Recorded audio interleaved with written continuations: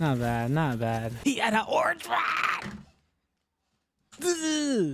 So I think that playing creative is the most important tactic you can implement in your bag of tricks because you can really iron out those kinks in your gameplay that are holding you back. You can also improve 10 times faster than someone who doesn't spend any time in creative. But how do those skills transfer over? Simple. Trial and error. Regardless of your ping or your setup, you're the one who decides how good you're gonna get. But if you're doing good in creative but bad in real games, it means that your game sense needs some work. You know what the best way to improve your game sense is? Solos. You know why? Because all you have is you and there's no one else to blame. So if you don't win a game, then there's a problem. You messed up somewhere. So you need to keep in mind, having a good fighting IQ and a good game sense requires balance. You have to know when you're ready to leave creative to play real games, and you also have to know when to leave real games and jump back into creative. You want to know how I know? Because I start losing to bad players, or I start making terrible plays. I'm gonna guess that most people don't like playing solos. So if you are trying to get better and you catch yourself playing a lot of solos, you could get burnt out and it'll just creep up on you. This is something that people who play Fortnite who care about their skills actually have to do. So if you're not having fun while playing solos, it might be a sign that you need to step away for a bit. Also, with playing solos, this means that even if you die off spawn and you've been waiting for 5+ minutes, you still have to go back to the lobby and load back in. If you have a good fighting IQ but your game sense is lacking, eventually, at least for me, what ended up happening is I started to have fun with my fighting, because I was also struggling transferring my creative skills to my in-game skills. And as you can see from the videos, my 1v1s are a lot more flashier than my in-game clips. But I mean, lately, I don't know if you stopped by stream lately, we've been hitting some clips in game. I just got to throw this in there. I've been going live every day at around 8 or 9 o'clock or 10 o'clock at night sometimes. So do yourself a favor, come hang out. Anyway, I was struggling with transferring my creative skills over to my in-game skills. Once I started developing confidence, it didn't matter who I fought, I was gonna just go for it. That really is what helped me with my fights most of the time, is because win or lose, I don't really care. I'm just gonna fight. What I really suggest you do is play reload ranked. In this mode, you should be pushing everybody that you see, because we all know we're gonna get third party, and that's what you want right there. Those situations are what's gonna shape you as a solo player. And if you just keep practicing consistently, this is the practice that we can't just bail out on. You can't just play it and be like, oh, I'm just gonna maybe go for a couple plays, or maybe I'm gonna try something. Like,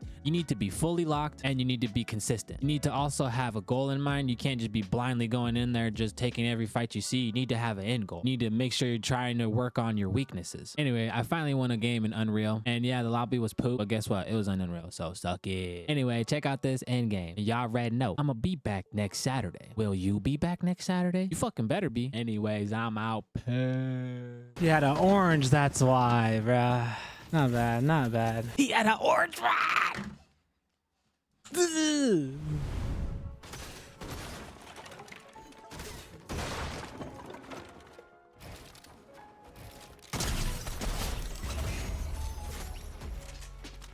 I don't know what you were thinking right there, like...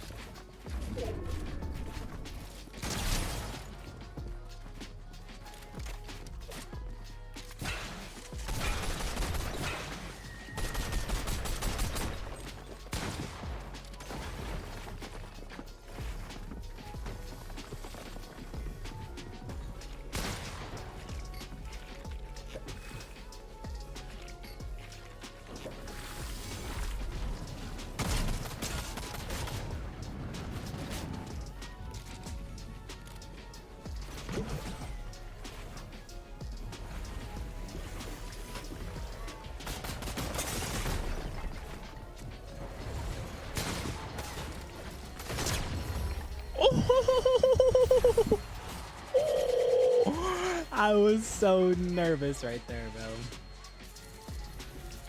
That's how you win in Unreal, boys.